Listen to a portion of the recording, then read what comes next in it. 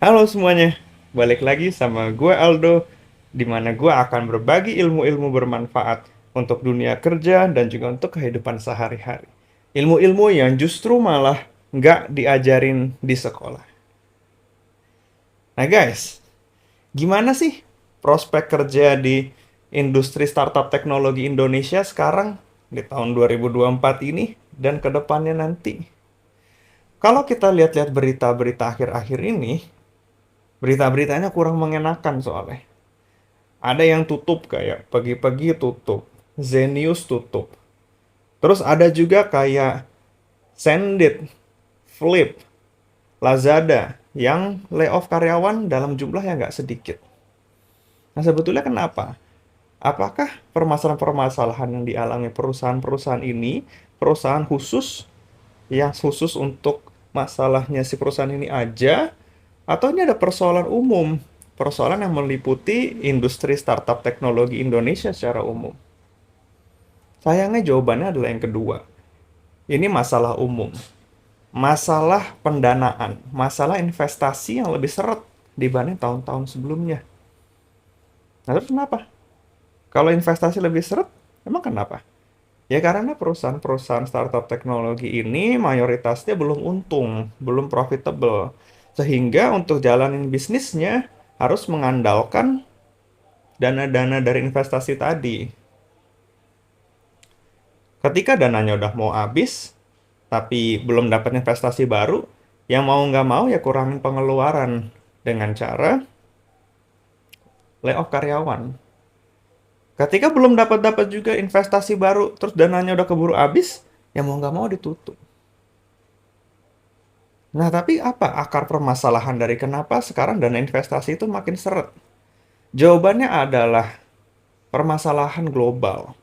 Ya, jadi bukan hanya persoalan di Indonesia aja, tapi ini persoalan global. Karena di luar sana juga nggak sedikit perusahaan-perusahaan yang melay-off karyawannya. Terus kenapa sih kok dana investasi jadi lebih seret secara global?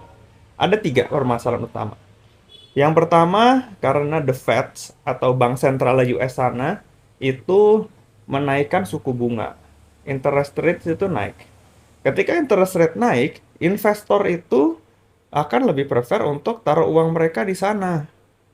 Dan karena itu lebih aman dan juga returnnya lagi bagus karena interest rate-nya tinggi. Jadi, naruh uang invest di perusahaan-perusahaan startup teknologi seperti startup teknologi Indonesia, yaitu jadi tidak terlalu menarik di saat ada opsi yang lebih aman dan lebih menarik ini returnnya. Itu permasalahan satu. Permasalahan kedua adalah, dan ini nyambung ke persoalan yang pertama, mungkin nanti gue kasih video yang lain ya, jelasin hubungannya gimana antara interest rate dengan yang permasalahan nomor 2 ini. Tapi permasalahan nomor 2 ini adalah persoalan geopolitik yang lagi tensinya tinggi.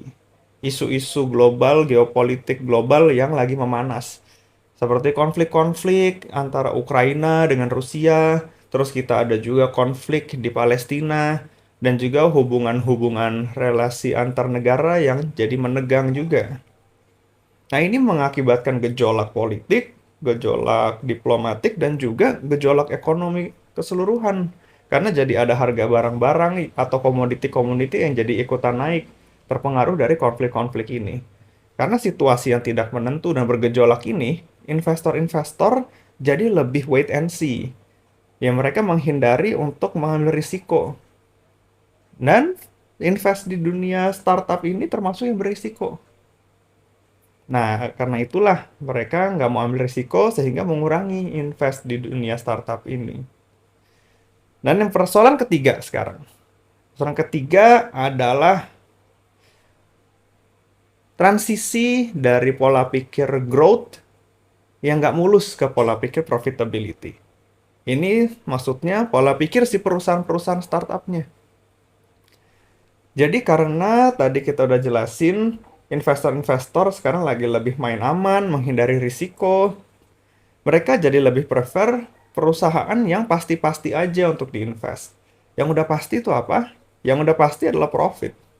Kalau perusahaannya udah pasti, udah terbukti bisa generate profit, udah bisa generate keuntungan, yaitu berarti investasinya lebih aman ketimbang invest di perusahaan yang masih growing, masih burning money, bakar uang, yang masih jualan janji. Janji bahwa, oh nanti perusahaan gue akan besar volumenya. Ketika udah besar, kita akan switch mode, ganti mode untuk generate profit, profitnya akan besar.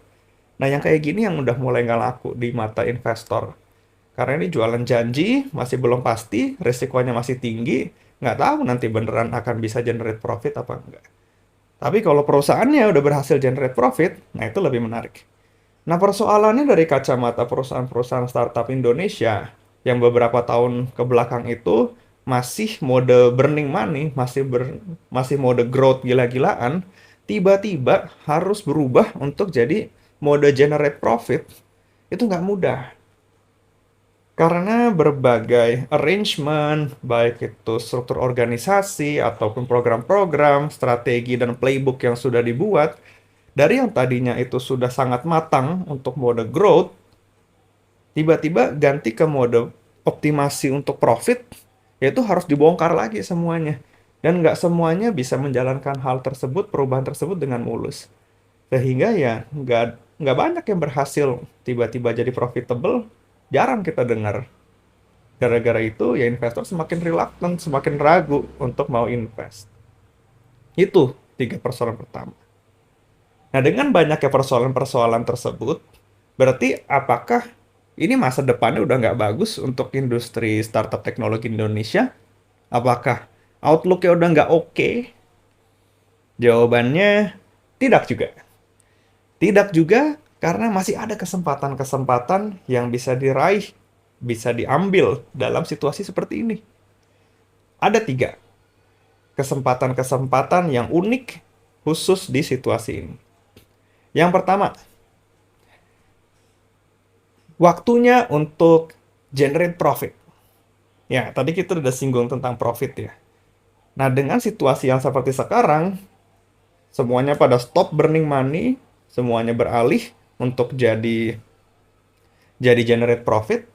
Ya, ini jadi waktu yang pas untuk setiap perusahaan bisa menghasilkan profit tanpa terganggu.